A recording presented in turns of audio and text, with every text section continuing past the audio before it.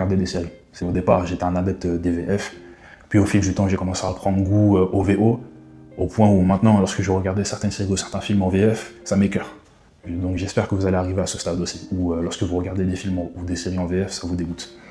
Lorsque vous regardez ces séries, moi ce que je vous conseillerais de faire, c'est petit à petit.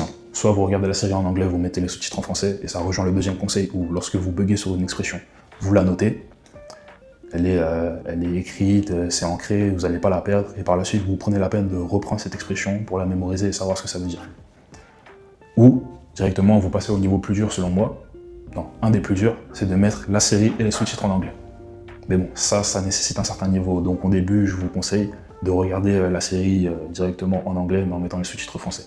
Ou sinon, je sais que les plateformes, elles font des trucs du style régler les vitesses de vidéo. Vous pouvez soit augmenter la vitesse, soit la baisser. Donc la vidéo en général, elle va commencer à 1, vous pouvez passer en 0,50, non 0,50 c'est trop long, 0,80, 0,90, où les personnes là, elles prendront la peine de bien articuler. Par contre, la série sera plus longue, bien évidemment, mais c'est très utile en tout cas.